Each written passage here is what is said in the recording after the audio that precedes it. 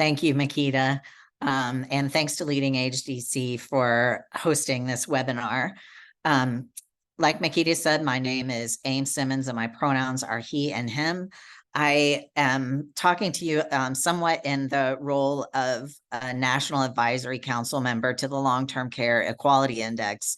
And just noticing that there were a lot of similarities between the criteria for the Long-Term Care Equality Index, which we will talk more about, and DC's regulation on the Long-Term Care Bill of Rights for LGBTQ plus people and people living with HIV. So what we're hoping to go over today is a little bit, we're going to talk about health disparities that LGBTQ plus people may develop across the lifespan and potential barriers that LGBTQ plus people may face to traditional aging supports, including the long-term care system itself. Because I'm going to rattle off that acronym several times, this would be a good place for me to explain that LGBTQ plus means lesbian, gay, bisexual, transgender, queer, and other identities that can include people with asexual identities, folks who identify as two-spirit, and can include people who have intersex variations. So there's different versions of the acronym. This is the one that we're going to be using. By the end of this presentation, you should be able to find the Long-Term Care Equality Index online, and you should be able to apply its guidance for facilities that are working to foster a community that's inclusive of LGBTQ plus residents. And finally, you should be able to describe how the criteria for the LEI relate to DC's care for LGBTQ seniors and seniors with HIV Amendment Act of 2020. So the direction of travel is we're going to talk about who are LGBTQ plus elders and where do they reside.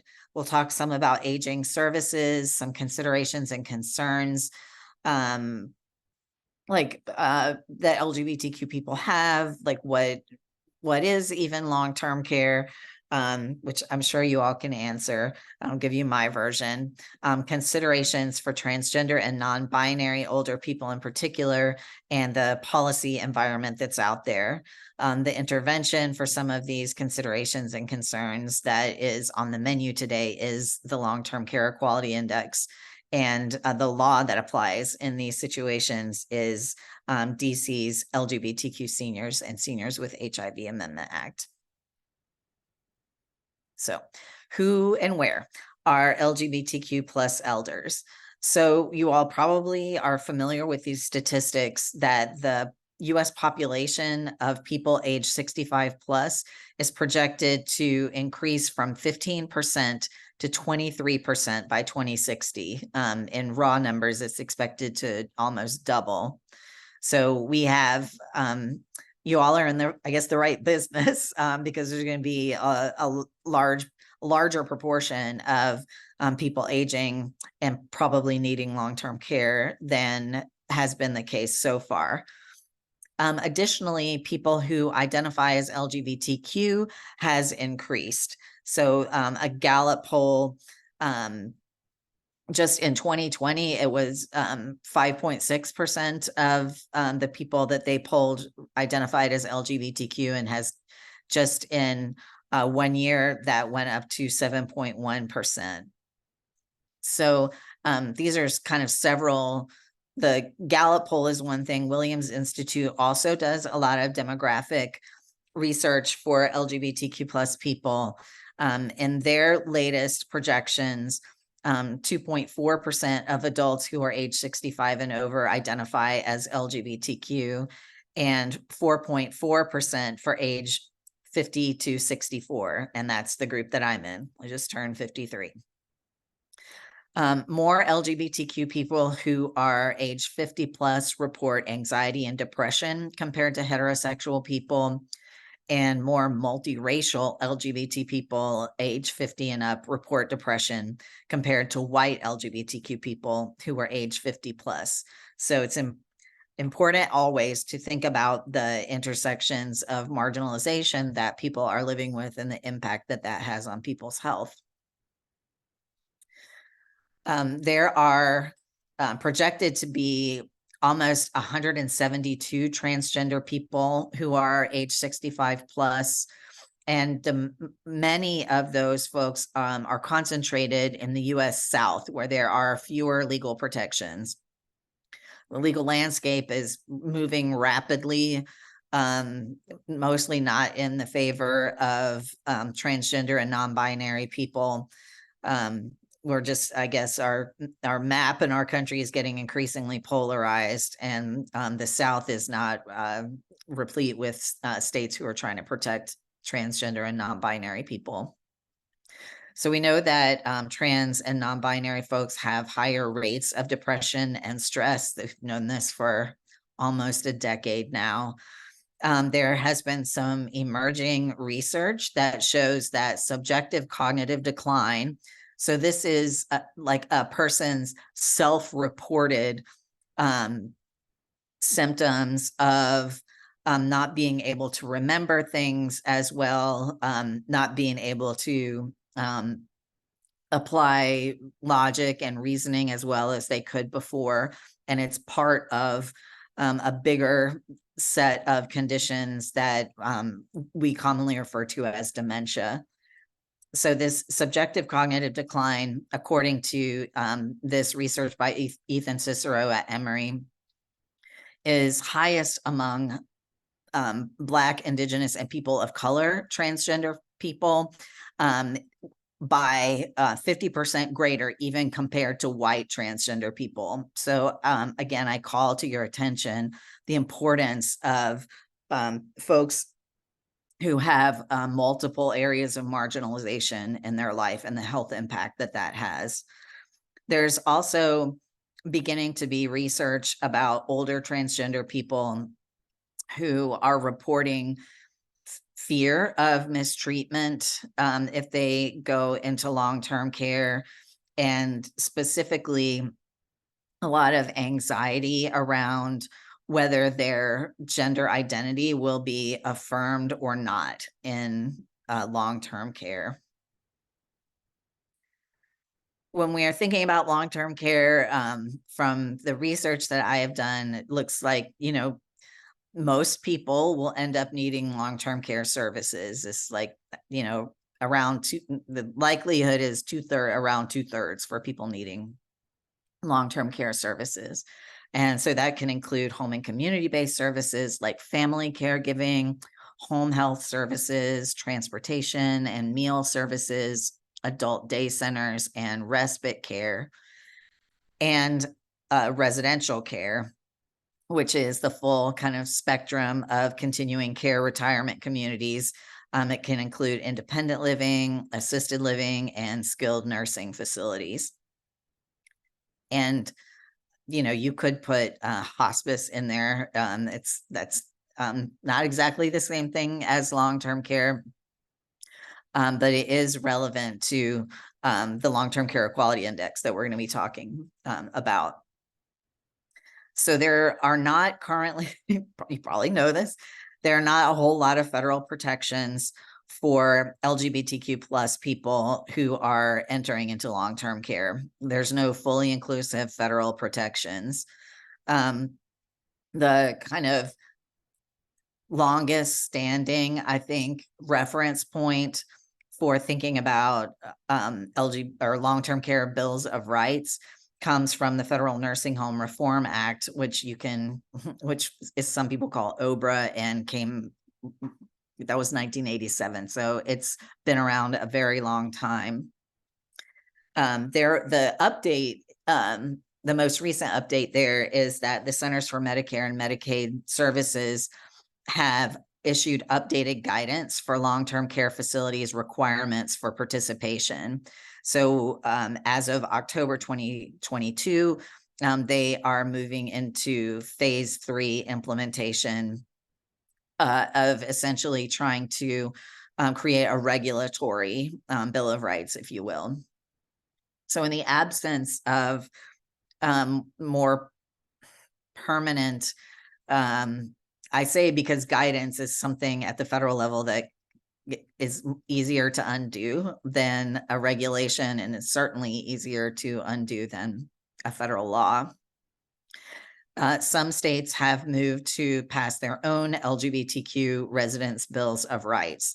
That includes California, New Jersey, DC, where we are, and New York State just passed LGBTQ long-term care bill of rights on Thursday of last week. So, soon it goes into effect 6 months after it gets signed. People in New York State will have these protections. So they usually include protections from discrimination or harassment or mistreatment for actual or perceived status for LGBTQ plus people and people living with HIV. And they commonly require annual staff training.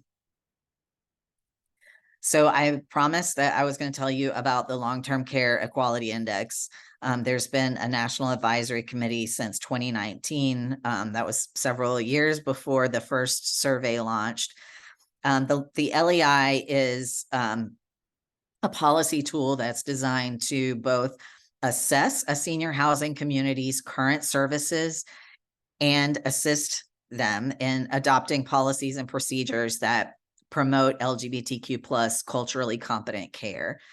So, these are how the LEI can help long-term care facilities. It's also a reference point for LGBTQ people who might be looking for long-term care facilities in their area that have adopted LGBTQ affirming policies. So this map is a representation of who participated in the last version of the LEI. The report, the survey was in the field last year from August to about the end of November. The report for 2023 has just come out. There's a bunch of places in the Midwest that just don't have any facilities that are participating. It includes life plan communities or CCRCs, skilled nursing, assisted living, memory care communities, independent living, affordable senior housing, and freestanding hospice facilities. So the reason why we have freestanding there is this survey isn't trying to include hospice units in acute care hospitals, for example, because acute care hospitals are surveyed separately in the Human Rights Campaign Foundation through the Healthcare Equality Index. So this is like its evolving cousin. The benefits of participating in the LEI is, number one, it helps you know the best ways to provide a welcoming environment for LGBTQ residents. As you are completing the survey, it comes with public recognition as a leader in LGBTQ welcoming care. So there are different badges that you can put on your marketing materials. You have access to best practices, access to quality education and resources on the website. This will improve your ability to develop LGBTQ plus inclusive marketing. There's, marketing that people think is relevant to the LGBTQ community. And there are ways that, actually resonate with the the community folks that you're trying to get to, apply for your facility. And it also comes with technical assistance with meeting state and federal regulatory requirements. And while I'm not on the staff of the Human Rights Campaign or of SAGE, those are the two organizations that created and sponsor the LEI. So, while we're going to talk about some of the ways that you can meet you can leverage LEI criteria in order to help, show a return on investment for complying with DC's law. Or, you could think of it the other way around, that you have to comply with DC's law anyway, and you might as well get recognized for that through the LEI. But it does mean that on these slides that I have this crosswalk of, comparing the LEI with DC's law, where I say like, you will get LEI credit. That's my best guess. Folks at HRC have looked over this document, but they are the ultimate deciders. And they also don't take your word for it. They ask you to submit, documents or policies that demonstrate how you comply with the criteria. So they're ultimately the ones that make the decision. You can't rely on anything that I've said in this presentation, because I don't have, despite the National Advisory Council, I don't have any authority to bind HRC or SAGE. We're not going to go through all of the criteria in depth. These are sort of what are considered the core four. If you ever worked in an acute care hospital, you probably recognize that some of these are similar to the Healthcare Equality Index.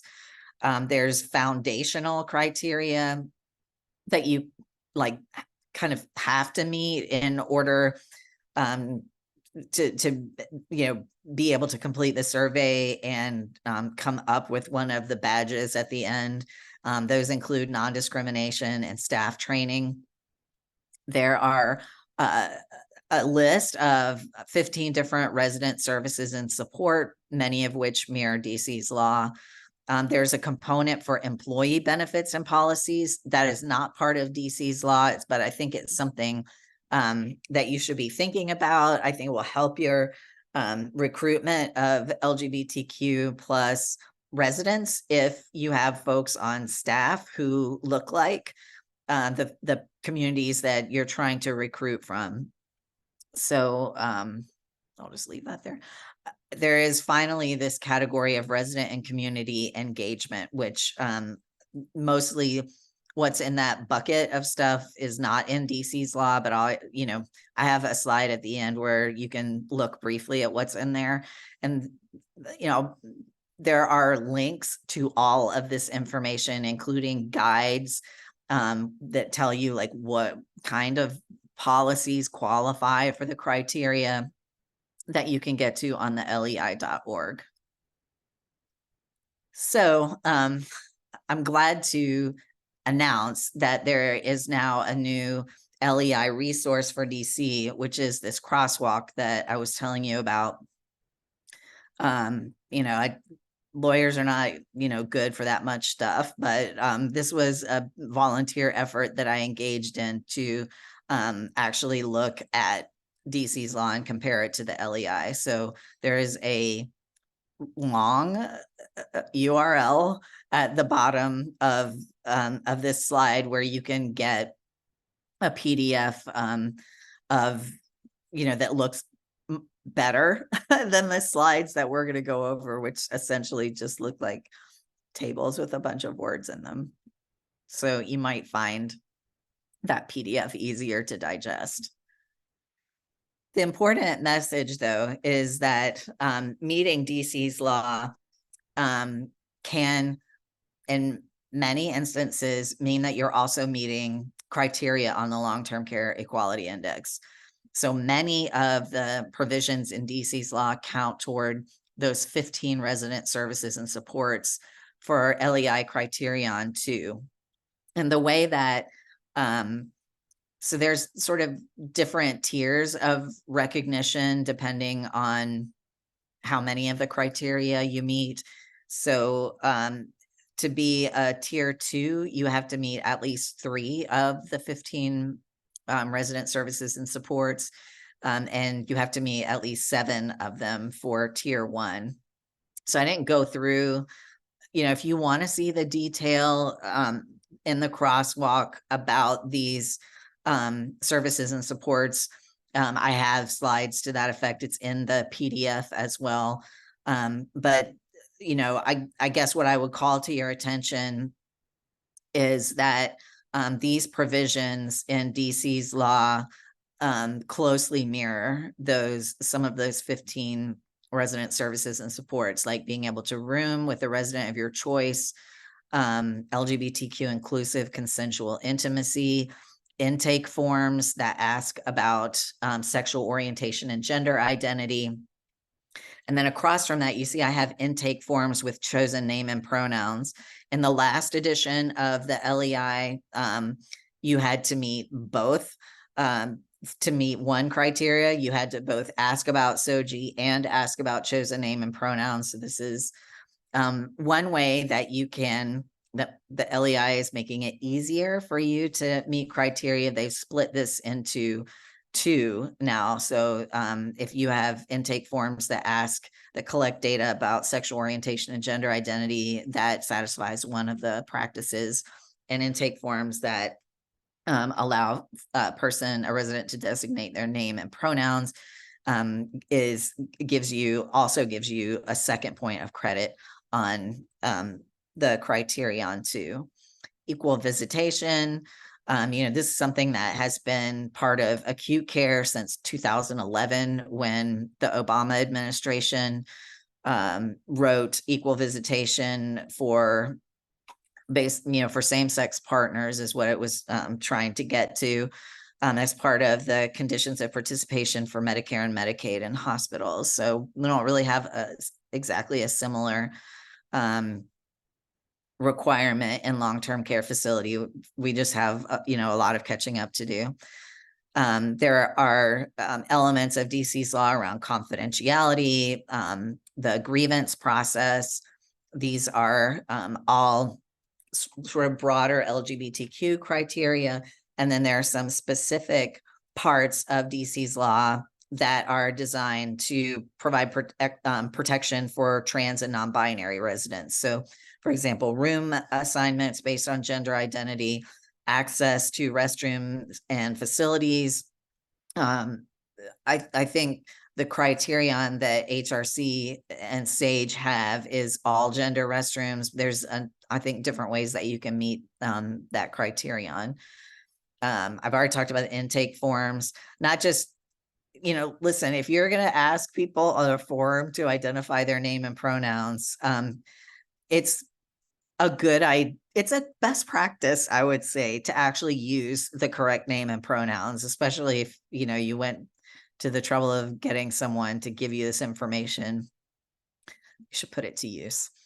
There are some privacy protections in DC's law, access to clothing and grooming products in accordance with gender identity, and access to appropriate health care.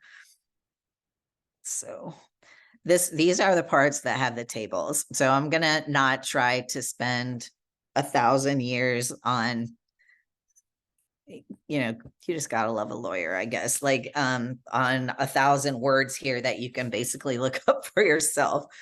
What I'm trying to get at with this slide is to show you that the definition of long-term care facility in DC's law closely mirrors the eligibility to complete the LEI. So all settings that are included in the DC law are eligible for completion of the LEI.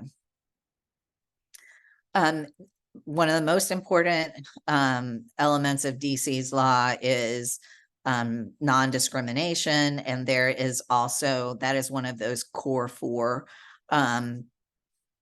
foundational practices, non-discrimination, and staff training is criterion 1 in the LEI. So there are some differences that would work in your favor because DC's law is a little bit broader than what the LEI requires. It includes both actual and perceived status as an LGBTQ person or a person living with HIV. I mean, it includes people living with HIV, which the LEI criteria do not. And it has several examples of what would qualify as discrimination, which are not covered in the LEI that include denying admission, refusing to transfer a resident, or forcibly transferring a resident, discharging or evicting a resident. Those are all sort of, prima facie or are, on their face, those are discriminatory actions if you're doing that because of a person's actual or perceived LGBTQ status or HIV status. DC's Act also includes this provision around equal visitation and free association, but I wanted to, it's a little more, it's not exactly a one-to-one. So I wanted to specifically mention the differences here. DC's law says that you can't deny or restrict a resident's right to privacy or free association with other residents or visitors, including the right to consensual expressions of intimacy or sexual relations. So that, if you are satisfying, there's a lot in there in that section of the DC law. But if you're complying with that, then you will be complying with the equal visitation that is part of the foundational requirements for the LEI. But just note that you also have to post specifically equal visitation in order to fully, get credit on the LEI that we will talk about later. And then it will also satisfy, it's one of those 15 resident services and supports that we just talked about. Okay, so the notice part that we were just talking about. I know I've been to a couple of OHR sessions around how the notice provisions are going to be implemented. You can see that DC has a lot of specifics here that you have to post in a conspicuous location, a notice saying that you don't permit discrimination. And you have to include information about a resident's right to file a complaint for discrimination with OHR, the Office of Human Rights. So, that last sentence there about the right to file a complaint satisfies the LEI criterion, one of the criterion to one of the 15 practices about having a grievance in place. And that is one of the items that, the LEI requires, not just that you have this policy, but that, you make it a meaningful right by having at least 2 ways of filing a grievance. So that is more, there's a little bit more to satisfying that LEI criterion than simply complying with Section 296 of the Act. The notice requirements around resident non-discrimination and around equal visitation have to be shared in 2 ways with residents and the public. The technical assistance is usually to provide a link online and then to provide a printed notice that, like the DC law says, is in a conspicuous location. It also has to be shared with staff and visitors in at least 1 way. So, this goes somewhat to the training requirement. And there are several ways here that the LEI's criteria are a little bit stricter than what DC's law says. DC has been very specific about the training requirements to comply with this law. And we know that they have just started, counting down the period for long-term care facilities to come into compliance with the training requirements. So I will not, I should say I'm not a certified OHR trainer. So if there are specific questions about the specific provisions of Section 297, one of the certified trainers is probably better equipped to answer those, but I can say the way that the training requirements are listed in the LEI, if you are doing like all of these things, 297 A, B, C, and D, then because that's more specific, you will be in compliance. You should be satisfying that criteria on the LEI. There has been a difference if there are folks on this webinar who were some of the pioneering communities who either did the self-assessment or who took the survey in the last iteration in 2022. We're grateful for you, and we hope to increase the number of long-term care facilities in your ranks. There has been a modification. The criteria advance here if you are a returning facility and you got credit for satisfying the training criterion. And that's not like I think some people get frustrated with indices like HRC's Healthcare Quality Index or the Corporate Equality Index, the LEI, that, they just keep making it harder and harder. Like, why can't, we just get this, credential or badge, if you will, and just keep it. And the reason is that one of the purposes of the criteria is to help advance long-term care facilities and help increase the level of sophistication and protections that you're offering to LGBTQ residents. So this is a thing where, you might satisfy a high number of criteria one year, but you may be asked to do even more in the next iteration of the survey.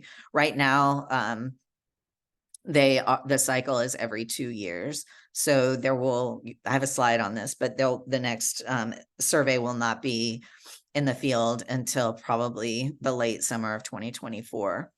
So the way that it looked before, the HRC and SAGE offer an LEI executive briefing that you had to have 80% of your key senior executives complete.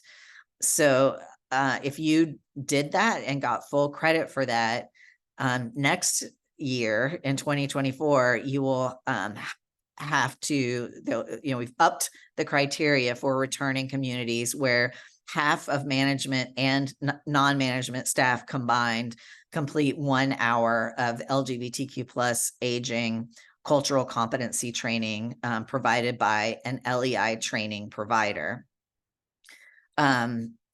It's important to note here, people usually ask, there is a SAGE certification that is separate and apart from the LEI that many communities get.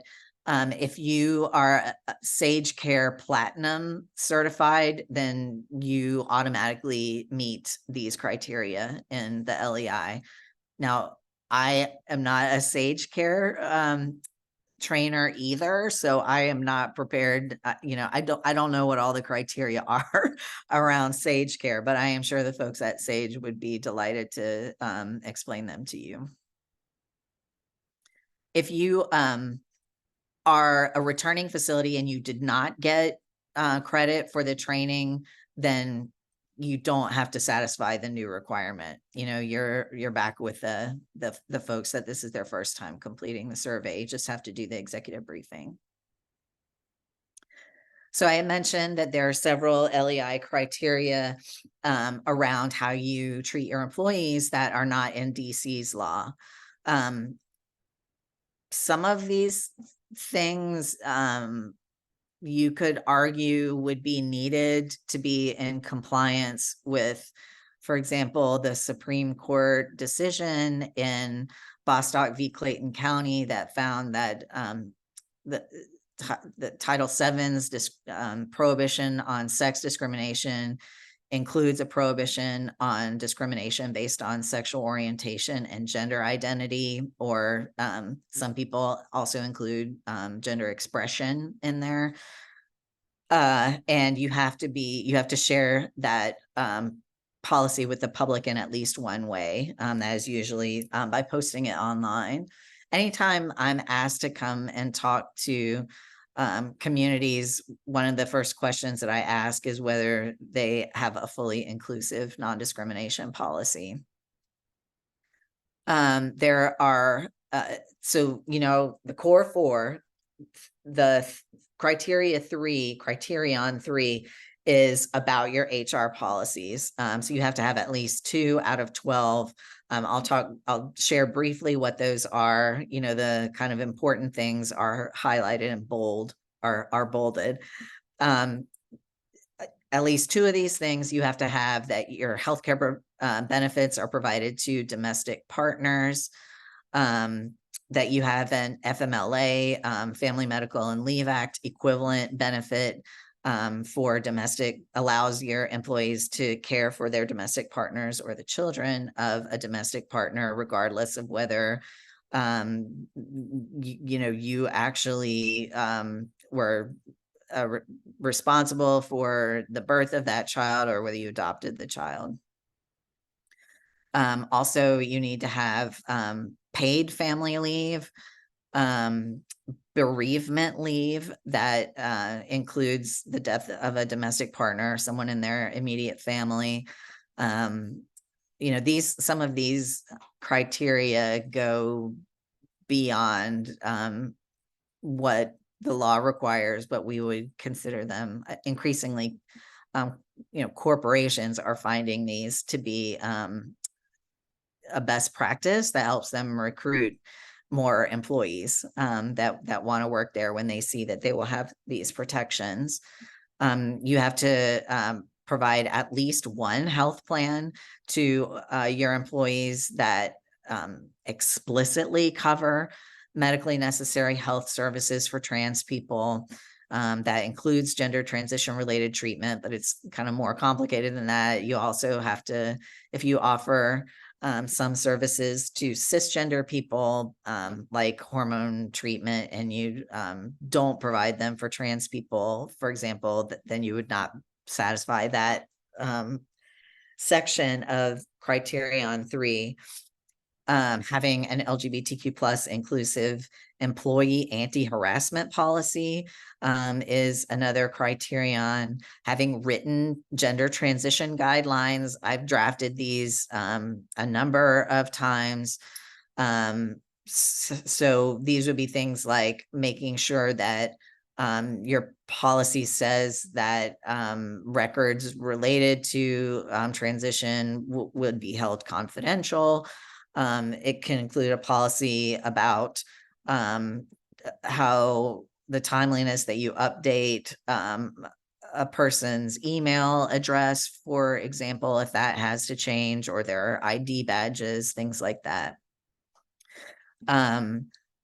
Another criteria section of this criterion is anonymous employee engagement surveys or climate surveys that allow people to identify as LGBTQ, that have questions that are related to LGBTQ plus concerns, that you have explicit LGBTQ inclusive hiring efforts, which I feel confident that many of you do, that you have openly LGBTQ people who are serving in high level and visible leadership positions, and that you either have a D&I, I guess now they're called DEI or DEIB or JEDI. I don't know. There's a lot of acronyms now about human resources.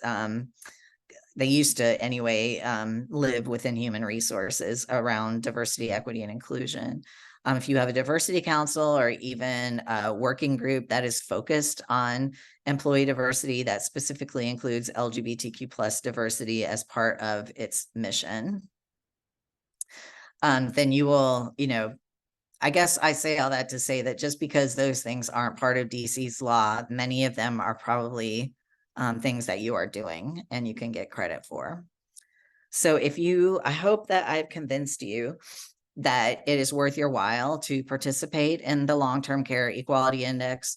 It's important that we have more long-term care facilities from DC participating in the survey. I believe there were 6 that again, were the pioneers that participated in the survey that went out last summer, particularly considering how much DC's policy environment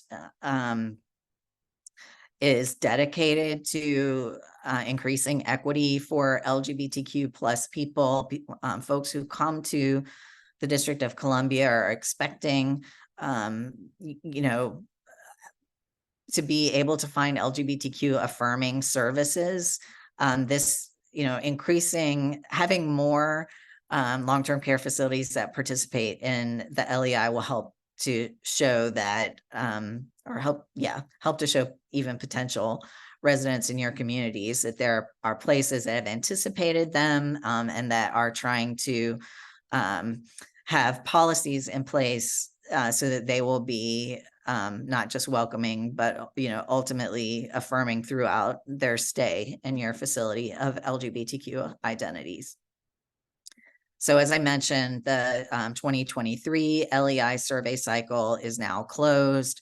If you want to participate in the survey that will go out at some point next, probably summer, you can go to the lei.org.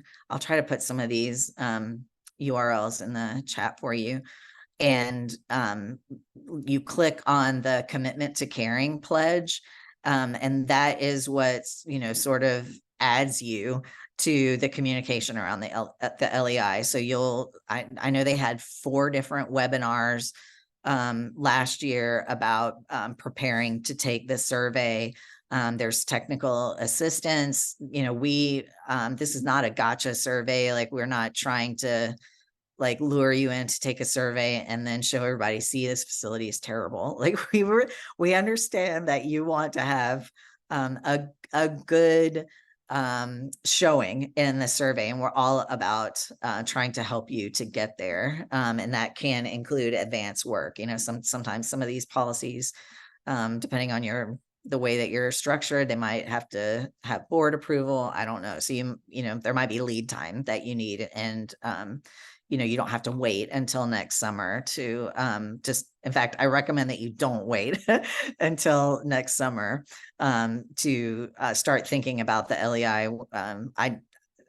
A different hospital system that I've worked with in the past, I know there was one employee in their LGBTQ plus employee resource group. This is a reasonably large hospital system. She did not get paid any extra for completing this survey.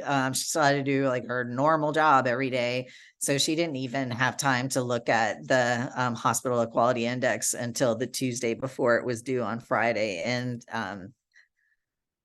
she had a lot that she had to catch up on. It would ideally, there would be more organizational support so that, again, you can start putting these things in place because some of them just might not be done during the period that the survey is open.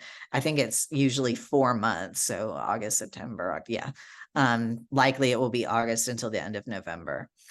So I'm not going to go through these additional details because we're going to have question and answer. If you want these slides, I just want you to know that there are all these additional tables in here. This is just essentially where I've pulled the verbiage from the crosswalk document and put it on slides so that you can see them. But now I think is a good time for us to see what questions you have and for me to take a sip of water so I don't go completely lose my voice. Thank you so much, Ames. That was a lot of really wonderful information, and I want to share, thank you for sharing it with us.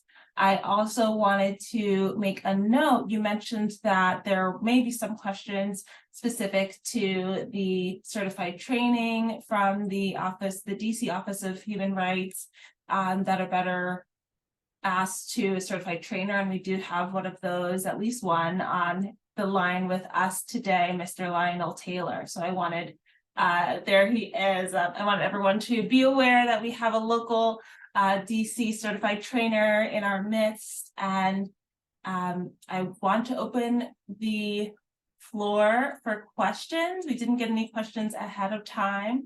And because of that, if it's all right, Lionel, if you want to just briefly introduce yourself and share a bit about your experience briefly, while anyone else who has a question can raise their hand or put it in the chat for our discussion. Thank you. Excellent, excellent. So my name is Lionel. I currently am not interim. I'm the assistant executive director here at Carroll Manor. I am a certified trainer. So I guess the long story short is we got an email. They started asking about trainers. So we went through, me and Lakeisha, who serves on the board as well. She actually went with me. We went to the OHR office for pretty much an entire day to get the training that was required, as well as sort of learn about it, learn about the mandate, learn about sort of how do we take it from the training class to the different facilities. So her and myself, like I said, got trained. And one of the things that we decided to do was hit the ground running, right? So we took a lot of our team members and we started educating. We created our PowerPoint based upon the recommendation from the OHR office. And we just started educating, right? We started training, but not just about LGBTQ, but we also started educating about the culture that we want to create inside of this building, right? We gave examples about things that really happen, you know? So I know, for example, we all, well, not me specifically, but my team provides care to seniors that do have HIV, that are LGBTQ. And we literally broke it down, you know? So what does it look like caring for somebody that has HIV versus somebody who doesn't, you know? And the truth of the matter is, it's exactly the same, you know? And that was one of the biggest things that we tried to really educate about. But then also what we did was we went right back to that mandate to make sure that we're sort of speaking to everything, right? So God forbid, should our staff members see something that's not right, even if it's one of their peers, how do they report it? That's the other big thing that we went over when it came to the teammates, but then also recognizing what it is. And one of the things that we learned from the training was that some people just didn't know, you know, our population that we serve here, they don't predominantly deal with residents that have HIV or are even LGBTQ. So the fact that, you know, we opened their eyes up to it being a thing now and that it's something that's very prevalent, that was something that they were able to take back and say, like that little aha moment, if you will, you know? So not only did they realize that, you know, they're caring for these specific types of individuals, but they're also really got to really understand that everyone's all the same, you know? So we spent a lot of time going over definitions, asking a lot of questions about spirits and things like that. So we broke it down. And the cool thing about the training is that it's so conversational. It's not so in your face, this is your PowerPoint, you know? So that's one of the biggest things that we stress out, especially when we're doing the training, is that a training can last an hour. It can last 2 hours. You know, it's not about the time limit. It's more or less about the education and what you're getting out of it. So with a lot of the conversations, people, you know, ask questions in which they didn't feel comfortable asking, you know? So that's one of the other big things that we wanted to make sure that when you have that cultural type of conversation with someone, you're literally just breaking down barriers, you know? And the other big thing is that we did multiple sessions. So we didn't really have a big session of like 60 people. We wanted 15 to 20 people. We wanted those small groups. We wanted people to feel, you know, comfortable to ask those questions, but also not feel like they're being made a mockery of, or that they're uneducated because they don't know all these different acronyms and what they actually mean, you know?